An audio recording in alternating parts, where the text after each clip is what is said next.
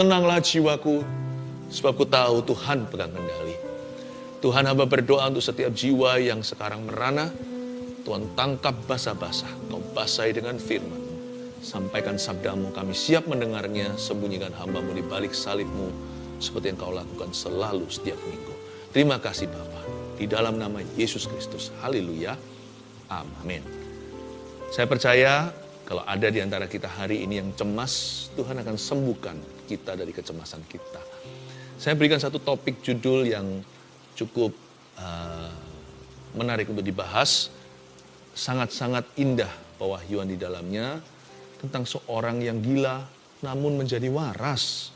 Orang itu seorang raja di Perjanjian Lama. Makanya topik tema saya hari ini, saya berikan judul, Waktu Hati Kacau dan Pikiran Serasa Gila. Saya percaya khotbah ini akan membuat kita kembali lagi untuk bisa fokus dalam hidup ini. Saya yakin saat teduh bersama hari ini dikhususkan bagi hati setiap kita yang susah konsentrasi. Bukan konsentrasi pada sesuatu, konsentrasi dengan jalan di depan. Fokus kepada tujuan. Tidak sedikit di antara kita, saya bisa rasakan dalam roh saya, yang sudah lepas kendali, kayaknya sudah nggak punya pegangan. Ingat, ketika kita tidak punya pegangan, Tuhan masih pegang kendali atas hidup kita. So we can go back to being still. Kita bisa kembali tenang. Mari kita buka sama-sama di kitab Daniel pasal 4 ayat 33. Ada cerita seorang raja yang menjadi gila, tidak waras pikirannya, namun Tuhan sembuhkan secara ajaib. Ayat 33 langsung saja, pada saat itu juga terlaksanalah perkataan itu atas Nebukadnezar. Dan ia dihalau dari antara manusia, dan makan rumput seperti lembu, dan tubuhnya basah oleh embun dari langit, sampai rambutnya menjadi panjang seperti bulu burung Raja Wali, dan kukunya seperti kuku burung. Ini kan orang sakit jiwa. Sedikit background latar belakang, bahwa Nebukadnezar itu tiba-tiba aja jadi begitu. Karena dia menyombongkan diri terhadap langit. Dia memegahkan diri terhadap Allah. Ia namanya Raja Adikuasa zaman itu, Raja Babilonia. Orang ini very powerful dan berwibawa. Tiba-tiba aja dia kehilangan pikirannya yang waras.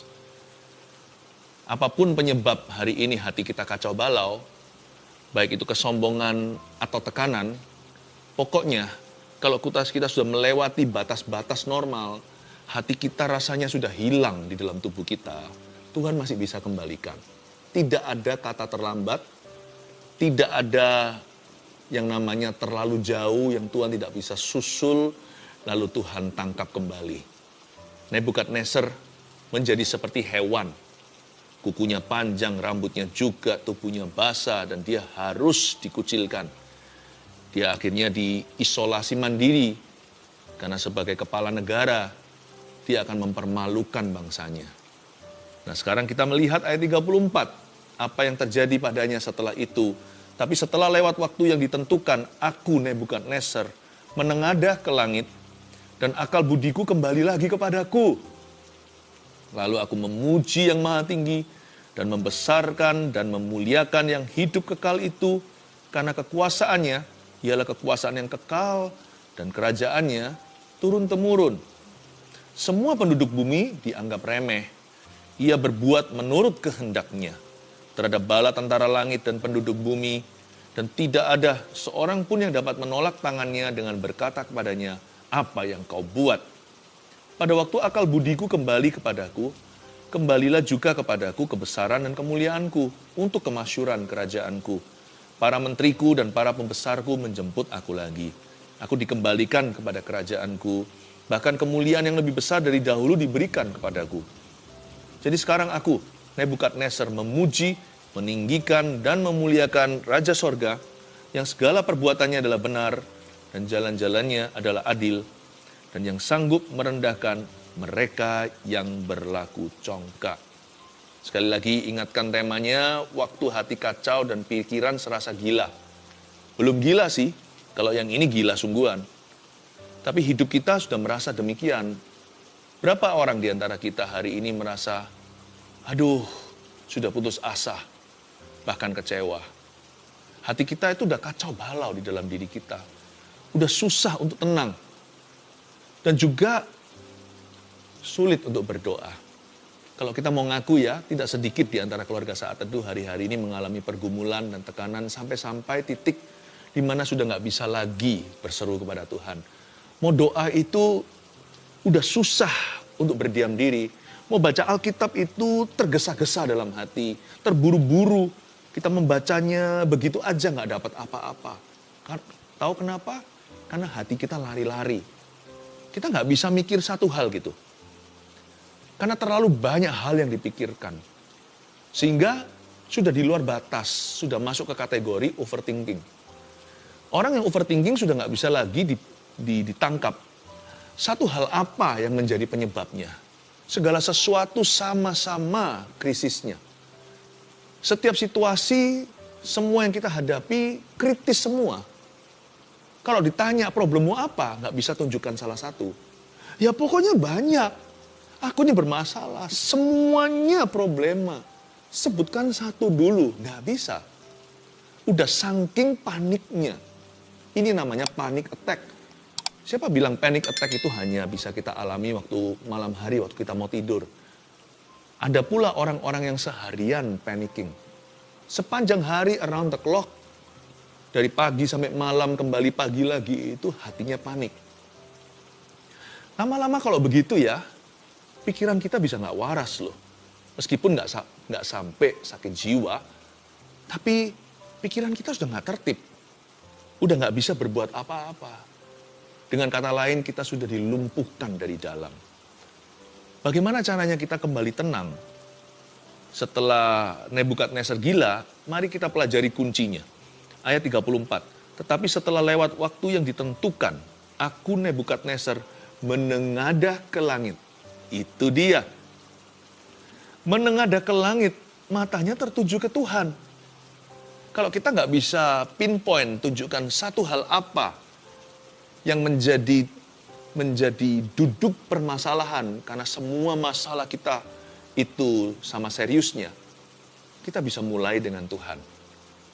Mau solve problema, mau selesaikan masalah, jangan matanya tertuju ke masalah. Matanya tertuju pada Tuhan Yesus dulu. Menengadahlah dia ke langit dan akal budiku kembali lagi kepadaku. Bukan hanya dia menengadah, tapi akal budinya kembali. Dia mulai dengan satu hal dulu yang dia pikirkan.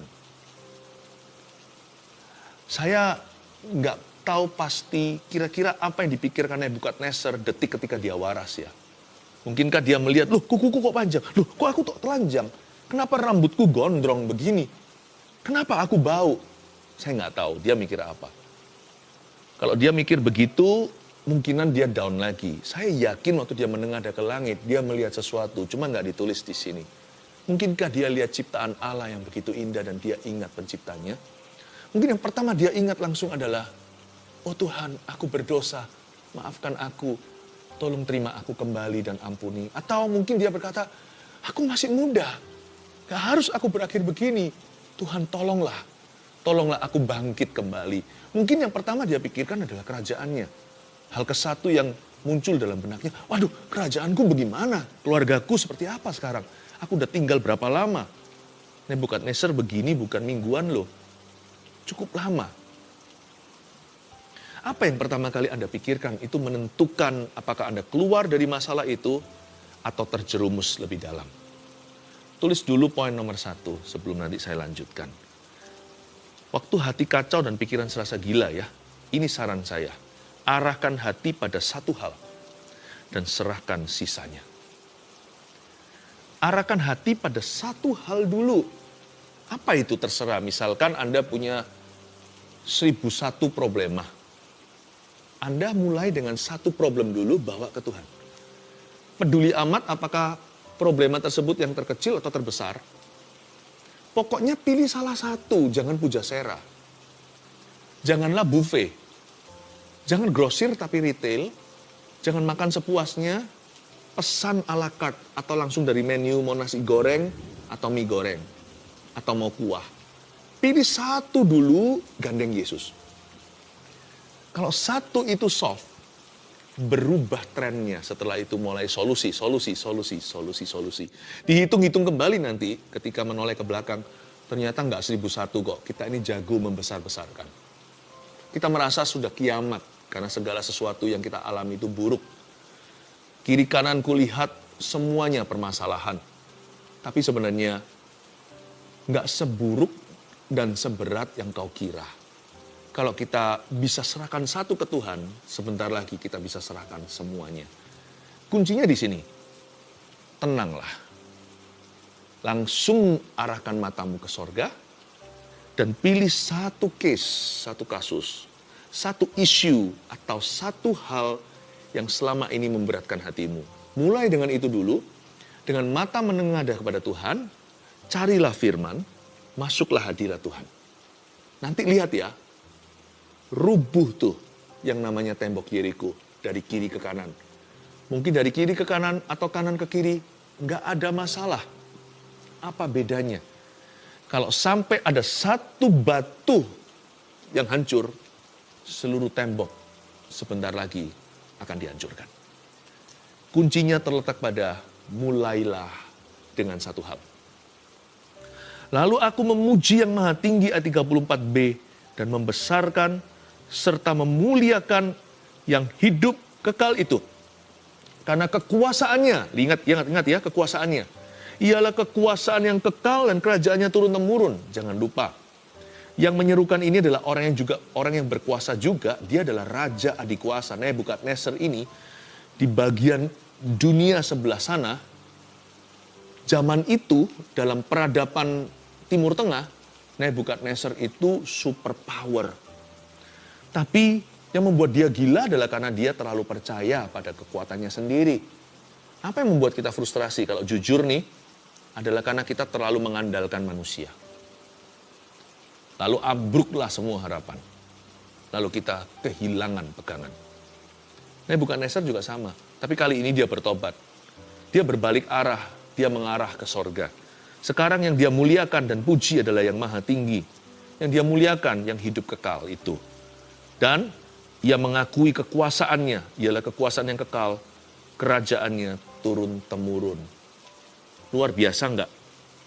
Makanya kalau kita mau sembuh, kalau kita mau keluar dari persoalan, kalau kita mau menang, jikalau kita ingin melihat terobosan dalam jiwa kita, lalu kemudian dalam hidup kita, janganlah mengandalkan kekuatanmu sendiri atau kekuatan manusia.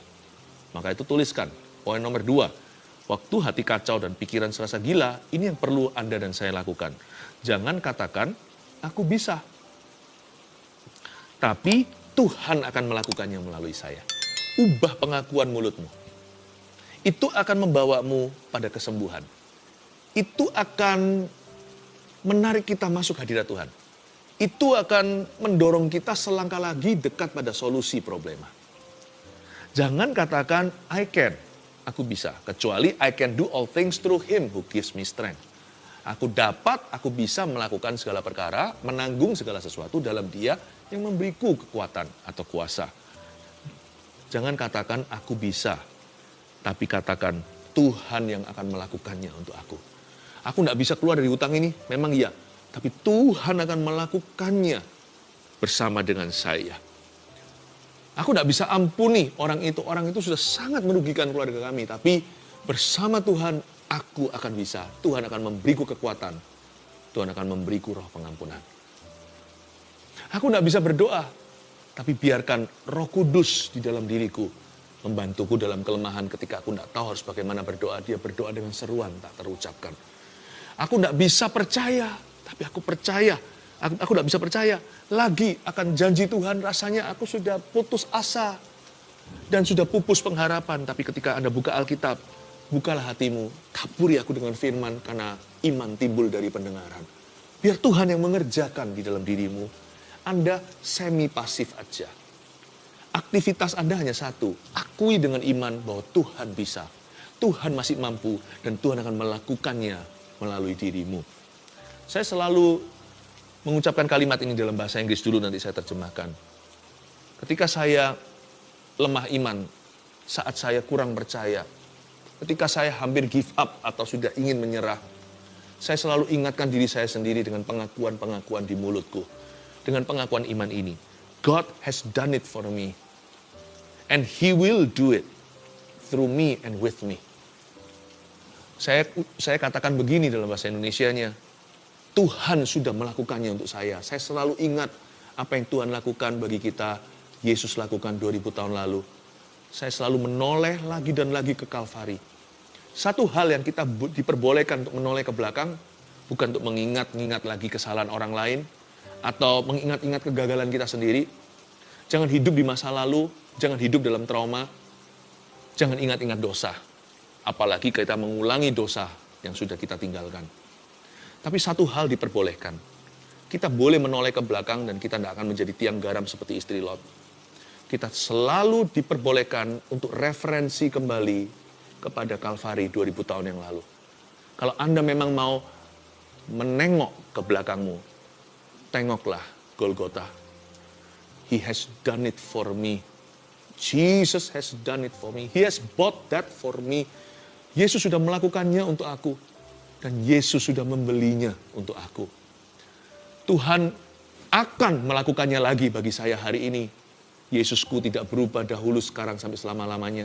Kali ini Tuhan akan melakukannya melalui saya. Kalau saya bisa melakukan ini atau melaksanakan kehendak Allah. Kalau saya bisa menang, itu Tuhan yang melakukannya melalui aku, di dalam aku. He will do it through me. And He will do it with me. Dia akan melakukannya bersama dengan saya. Itu lama-lama ya, membuat kita bangkit. Membuat yang paling gila pun jadi waras. Pikiran yang paling kacau pun dan bengkok-bengkok akan lurus. Hati yang paling gelisah, paling galau pun akan tenang seperti samudera yang ditegur oleh Tuhan.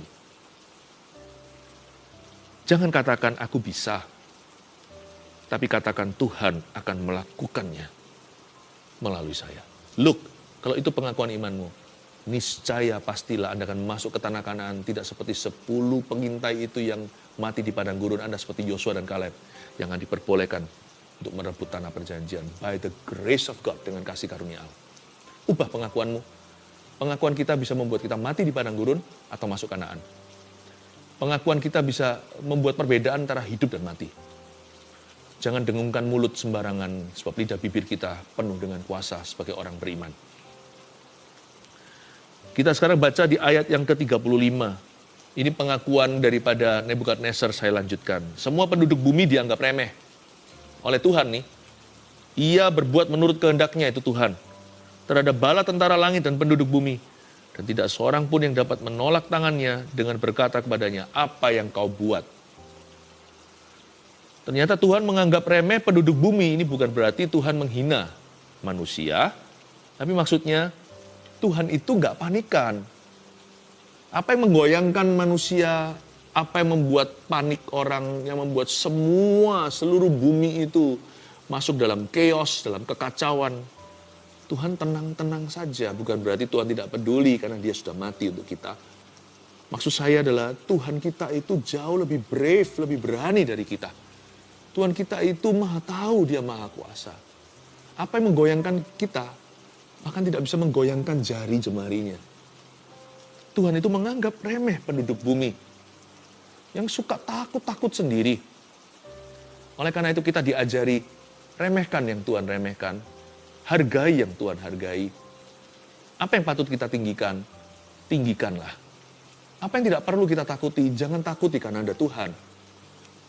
Apa saja kira-kira ya list atau daftarnya sesuatu yang perlu kita remehkan. Remehkan jasamu sendiri dan pemberianmu. Ini yang membuat Nebukadnezar juga membuat Nebukadnezar kehilangan akal budinya karena dia itu selalu besar-besarkan sesuatu yang tidak perlu. Dia membesarkan jasanya, kerajaannya, pencapaiannya. Cepat lambat suatu hari ketika dia membumbung tinggi, dia nggak akan siap waktu direndahkan. Manusia hidup itu kan ada up-nya dan ada down-nya.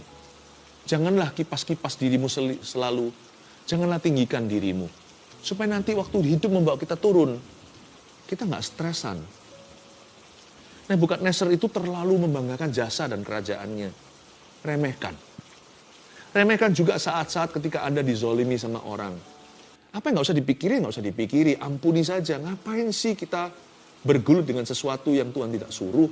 Kenapa kita bergulat dengan memori-memori yang Tuhan bilang buang? Ketika kita itu disalahi, diperlakukan tidak adil, remehkan. Asal hati kita benar dan kita serahkan ke Tuhan, kita responi segala sesuatu dengan firman, sudahlah, please do not mind, udahlah jangan keberatan. Kalau kita keberatan dengan perlakuan orang lain kepada kita, orang lainnya juga acuh tak peduli, tapi kita yang keberatan yang akhirnya penyakitan. Remehkan. Berapa orang stres itu stres yang nggak perlu. Ada stres yang bagus, stres kerja, itu baik sih. Itu membuat kita jadi mengutamakan persiapan, sehingga kita sungguh-sungguh dalam performa. Stres ujian, ulangan membuat seorang mahasiswa belajar. Stres kompetisi, rivalry atau persaingan yang sehat, membuat seorang atlet latihan agar dia menjadi juara. Tapi terus terang, tidak semua stres itu bagus. Ada stres yang nggak perlu. Saya yakin ya, sebagian di antara kita hari ini itu tertekan batinnya. Bukan karena Tuhan izinkan, tapi karena Anda izinkan. Udahlah, remehkan kalau kita pernah disalahi dan sebagainya. Ampuni, tutup buku. Ngapain dipikiri?